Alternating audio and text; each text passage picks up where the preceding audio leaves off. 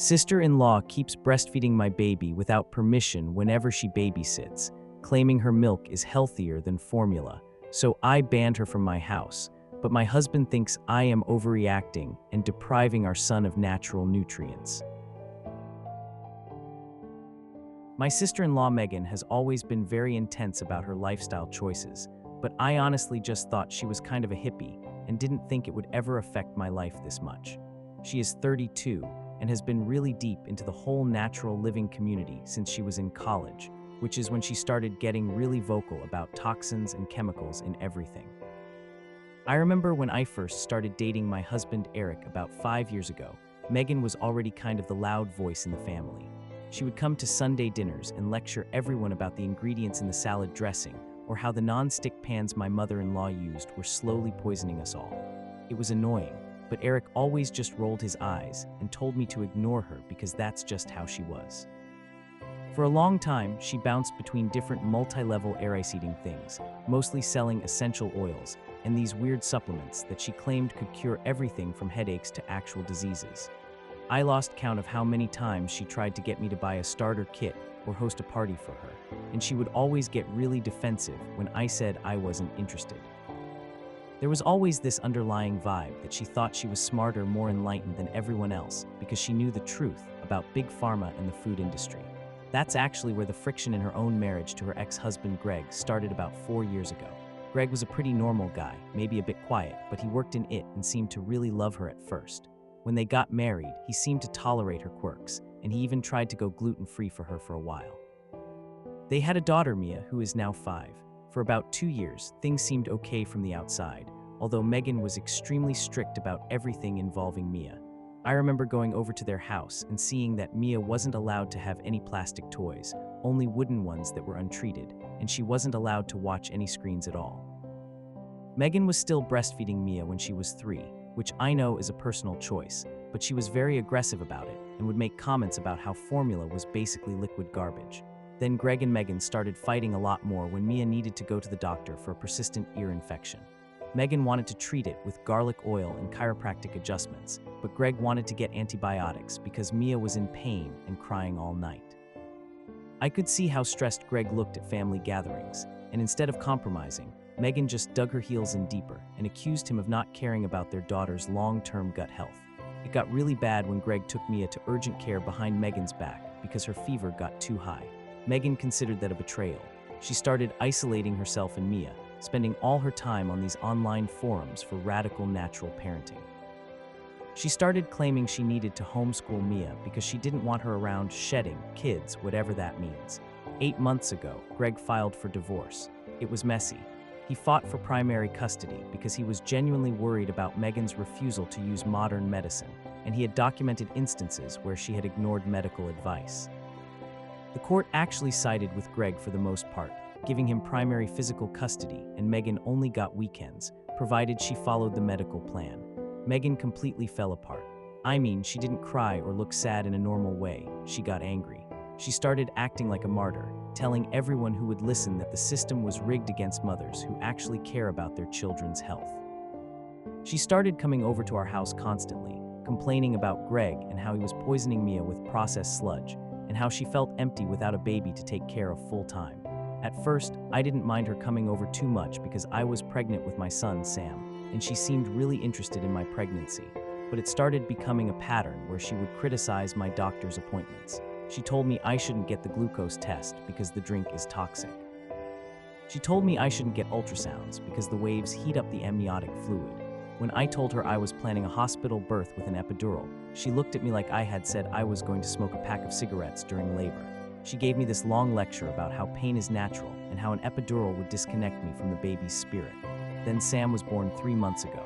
I ended up having a C-section because he was breech, and I physically couldn't deliver him naturally. Megan visited the hospital and made a comment about how it was a shame I missed out on the birth experience, which really hurt my feelings because I was recovering from major surgery. The biggest issue, though, was feeding. My milk never really came in. I tried everything, pumping, supplements, latching constantly, but it just wasn't happening. I was starving my child basically, so the pediatrician told me to switch to formula. I was emotional about it, but I wanted a fed baby. When Megan found out I was using formula, she flipped. She sent me article after article about how formula causes lower IQ, allergies, and obesity. She told me I should try to induce lactation again or buy breast milk from strangers online. I told her to stop, and Eric told her to back off, but she kept making these little passive-aggressive comments every time she saw me mixing a bottle. She would come over a few times a week just to help out, which usually meant holding Sam and critiquing how I was swaddling him or telling me that the detergent I used for his clothes was going to give him eczema. Eric works long hours at an engineering firm, so he wasn't around for a lot of the day-to-day comments, and I think he just tuned her out when he was home. Last month, I had to go back to work part-time. I work from home mostly, but I have to go into the office on Tuesdays and Thursdays for meetings. We looked at daycares, but they were all so expensive or had huge wait lists. Megan practically begged to watch Sam on those days. She said she was lonely without Mia during the week, and she has plenty of experience with kids. I was hesitant, obviously, but Eric really pushed for it. He said it would save us money, and he thought it would be good for Megan to have something to focus on so she wouldn't be so depressed about the divorce. He said she's family and she would never actually hurt Sam, so against my better judgment, I agreed. For the first few weeks, it seemed okay. I would come home and Sam would be asleep or playing. Megan would give me a report on his day, though she always made a point to say he seemed fussy after his bottles. She would say things like, "He just doesn't seem to digest that stuff well," or "I feel so bad giving him that powder." I noticed Sam was getting really clingy with her. Like when she would hand him back to me, he would cry. I just assumed she was good with him. But then I started noticing that he wasn't drinking as much from the bottles I prepared for the days I was gone. I would leave 4 bottles, and usually only 2 would be empty. When I asked Megan, she said he just wasn't hungry or he slept a lot. I remember thinking that was weird because Sam is a big eater. He usually screams if his bottle is 5 minutes late, but I brushed it off, thinking maybe he was just adjusting to the new schedule. Yesterday was Tuesday. I was supposed to be at the office until 5, but my last meeting got canceled, so I left around 2:30. I didn't text Megan that I was coming home early because I figured I would just surprise her and relieve her early. I pulled into the driveway and noticed Megan's car was there. I unlocked the front door quietly because I didn't want to wake Sam if he was napping. The house was really quiet. I walked into the living room, but they weren't there. I assumed they were in the nursery upstairs. I walked up the stairs and I could hear Megan humming. The door to the nursery was cracked open a little bit. I pushed it open gently, expecting to see her rocking him or changing him. Instead, I saw Megan sitting in the rocking chair with her shirt pulled up. Sam was latched onto her breast, nursing. I stood there for a second, literally unable to process what I was seeing. My brain just couldn't connect the dots. I thought, wait, is she just soothing him? But then I saw the rhythmic movement of his jaw and heard him swallowing. She was actually breastfeeding my son. I felt this cold shock run through my body, followed immediately by this wave of nausea. It felt like a violation. I didn't even know she was still producing milk, considering Mia is 5 and she doesn't have a baby, but obviously she had been doing something to keep her supply up or induce it. I pushed the door open all the way and it hit the wall with a loud bang. Megan looked up and she didn't even look scared. She just looked annoyed that I had interrupted. I screamed her name. I think I shouted, "What the hell are you doing?" She calmly unlatched Sam, who started crying immediately and pulled her shirt down. She looked at me and said, "SHH, you're scaring him. He was hungry and he wouldn't take that chemical crap you left in the fridge." I walked over and snatched Sam out of her arms. I was shaking so hard I was afraid I might drop him, but I just needed to get him away from her. I told her to get out of my house immediately. She stood up and started arguing with me. She said I should be thanking her. She said she was giving him liquid gold and antibodies that I couldn't provide. She said I was selfish for denying him the best nutrition just because of my ego about not being able to breastfeed. I remember hearing her say that it was about my ego, and I saw red. I screamed at her that she had no right to feed my child her bodily fluids without my consent. I told her it was disgusting and violated every boundary possible. She rolled her eyes and started gathering her things, acting like I was the crazy one. She said, "I'm his aunt. I love him. I'm just doing what's best for him since you can't." I chased her down the stairs, holding Sam, and locked the door behind her. My heart was pounding so hard I thought I was going to pass out. I looked at Sam, and he had milk around his mouth, and I just started crying. I felt so violated, like she had tried to replace me as his mother in the most intimate way possible. I called Eric at work immediately. I was hysterical. I couldn't even get the words out properly at first. When I finally explained what I had walked in on, there was this silence on the other end of the line. I expected him to be furious. I expected him to say he was coming home right away to handle it. Instead, he let out this long sigh and asked if Sam was okay. I said, "Of course he's not okay. She was breastfeeding him." Eric said, "I mean, is he hurt? Is he sick?" I said no, but that wasn't the point. Eric then said something that made me feel like I was losing my mind. He said, "Look, I know it's weird and she definitely should have asked, but is it really that big of a deal? Breast milk is supposed to be really good for babies. Maybe she was just trying to help because he was fussy." I couldn't believe what I was hearing. I yelled at him that this wasn't about nutrition. It was about consent and boundaries, and the fact that his sister was using my baby to satisfy some weird psychological need she has. Eric came home about an hour later, and he looked annoyed more than anything. He found me scrubbing bottles in the kitchen, still crying. He tried to calm me down, but he kept playing devil's advocate. He said Megan is eccentric, but she loves Sam. He said that technically, breast milk is better than formula, so maybe we should look at the positives instead of just reacting emotionally. We were arguing in the kitchen when my phone rang. It was my mother-in-law. I put it on speaker because I wanted Eric to hear this. I assumed she would be horrified. Instead, when I told her what happened, she got really quiet and then said, "Well, Megan called me. She said Sam was screaming and wouldn't eat, and she did the only thing she could to soothe him." You should be grateful she loves him enough to share that with him. It's a very natural bond. My mother-in-law explained that Megan has been taking supplements to bring her milk back because she was hoping to become a wet nurse or something since losing custody of Mia. She said that in the old days, family members used to nurse each other's babies all the time and that I was being too modern and sterile about it. I realized then that they had probably talked about this before. I felt sick to my stomach. I asked my mother-in-law if she knew Megan was planning to do this. She hesitated and said, "I knew she was hoping to help you out since you had difficulties." I hung up on her. I told Eric that his sister is banned from our house. I said she is never allowed near Sam again. I told him I don't care if she's family, she is not safe. Eric thinks I'm blowing this up. He says banning her is too extreme and will tear the family apart. He thinks we just need to have a conversation with her about boundaries. He actually said, "We can just tell her no more breastfeeding, but we can't cut her off completely. She's going through a hard time with the divorce."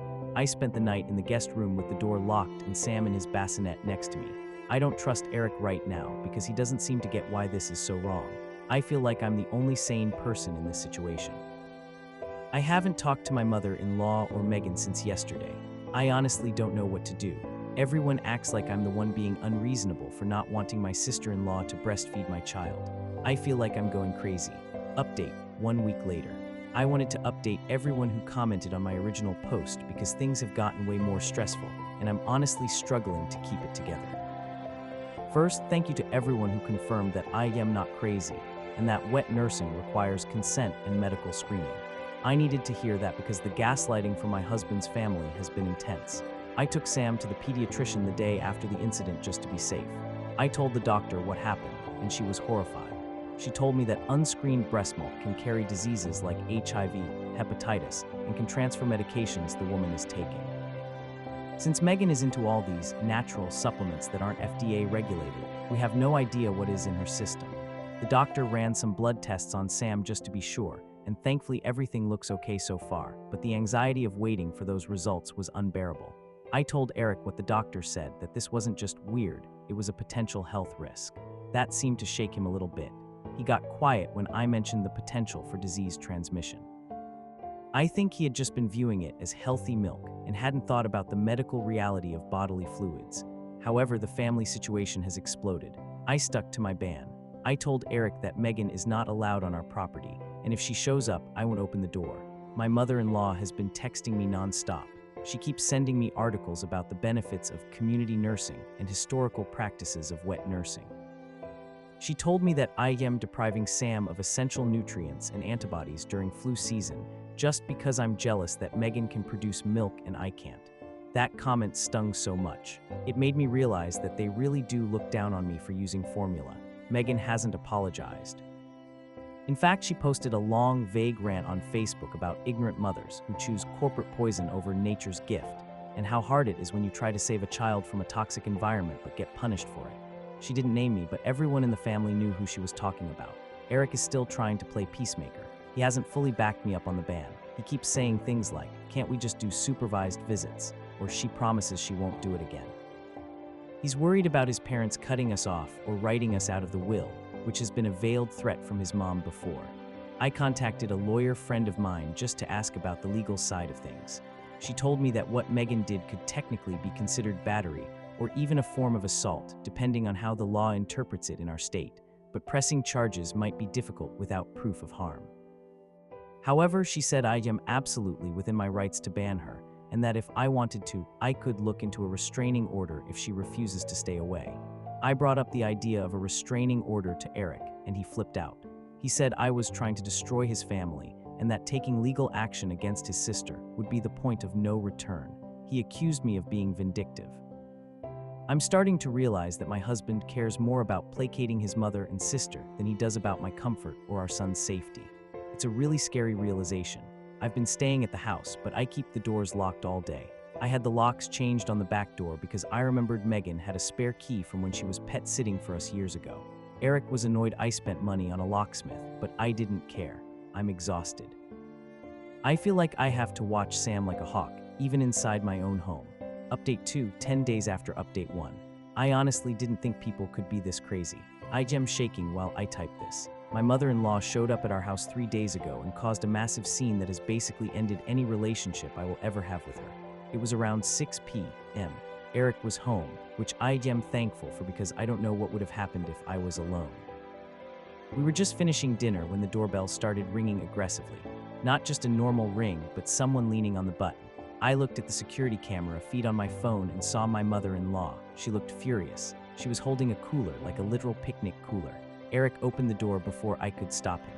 As soon as the door opened, she pushed past him into the hallway. She smelled like wine, which wasn't surprising for that time of day. She slammed the cooler down on the floor and started screaming at me. She yelled, "You ungrateful little brat. Megan spent hours pumping this for your son, and you're going to throw it away like garbage." She kicked the cooler open, and there were bags of breast milk inside.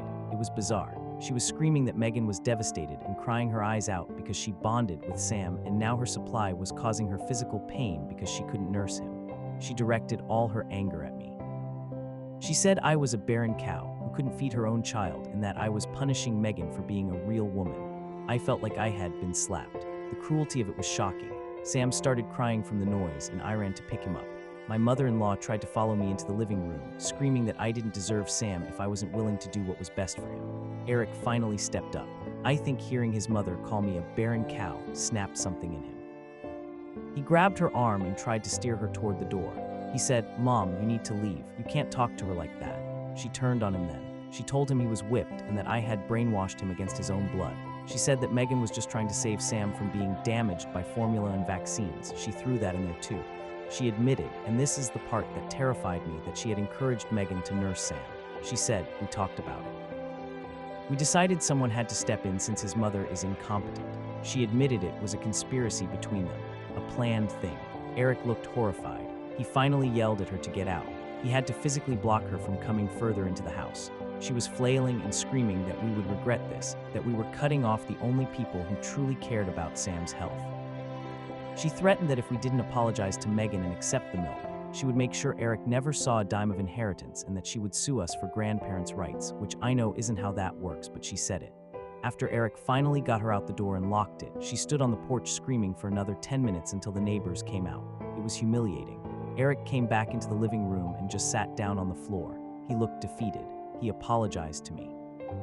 He said he didn't realize how deep this went. He admitted that he had been trying to keep the peace because he didn't want to believe his family was this toxic, but hearing his mom admit they planned it behind our backs broke that delusion for him. We decided that night to install more security cameras. We ordered a full system for the backyard and the side windows. Eric agreed that we needed to take a serious step back from his family. I told him that taking a step back wasn't enough anymore. I told him I wanted no contact. None. He hesitated for a second, but then he nodded and agreed. He said, "You're right, they're dangerous." I'm sad it took this much for him to see it, but I'm glad he's finally on my side. We haven't opened the cooler. It's still sitting in the garage because I don't even want to touch it. Eric is going to throw it out on trash day. Update 3, 3 months later. I wanted to give a final update because things have settled into a new normal, even though it's been a nightmare getting here. We ended up having to get legal involvement, which I know a lot of people predicted. After the incident with my mother-in-law, the harassment didn't stop. Megan started showing up at my office parking lot. She wouldn't approach me, but she would park her car where I could see her and just watch me. It was terrifying. Then she started sending letters to our house, handwritten, pages long, about how Sam was calling out to her spiritually and how she could feel his hunger. It was completely delusional. We found out from a mutual friend that Megan had stopped taking whatever anxiety medication she was supposed to be on and had gone full holistic for her mental health too, which explained the spiraling. We filed for a restraining order against Megan first. We used the letters and the testimony about the breastfeeding incident. The judge was actually very disturbed by the details. When Megan showed up to the hearing, she tried to represent herself. She went on a rant about the medical industrial complex and how formula is a tool of government control. It didn't help her case. The judge granted a 3-year restraining order. She isn't allowed within 500 feet of us, our house, or Sam's daycare. We finally got him into a professional center, thank God. We also sent a cease and desist letter to my mother-in-law. We didn't get a full restraining order against her yet because she stopped coming to the house after Eric threatened to call the police on her, but we have blocked her on everything. Eric sent her a long email explaining that until she gets therapy and apologizes, she is not welcome in our lives. She responded by cutting Eric out of the will officially. She sent a copy of the updated page to us. Eric was hurt, obviously. It's his mom, but he said he'd rather be poor and safe than rich in dealing with their insanity. The scariest part came out during the legal proceedings with Megan. It turned out she had been trying to contact Greg, her ex, to tell him that she had a new baby she was caring for, implying Sam was hers. She was creating a fantasy life where she was Sam's mother. Hearing that made my blood run cold. If we hadn't stopped it when we did, I genuinely think she might have tried to take him. Eric and I have been in marriage counseling for the last 2 months. It's been hard. I had a lot of resentment toward him for not believing me instantly, and he had to work through a lot of guilt about enabling them for so long. He's working on setting boundaries and recognizing that keeping the peace isn't worth sacrificing our safety. Sam is doing great. He's thriving on formula, growing big and strong, and has no idea about any of the drama. He's a happy, healthy baby. I still look over my shoulder sometimes when I'm out with him, and I don't think I'll ever trust a babysitter who isn't a licensed professional again. But the house is quiet, and for the first time in a year, I feel like I can actually breathe in my own home. We changed our phone numbers last week. It feels like a fresh start. I know they're still out there, probably telling everyone we're monsters who hate nature, but I don't care anymore. We're safe, and that's all that matters.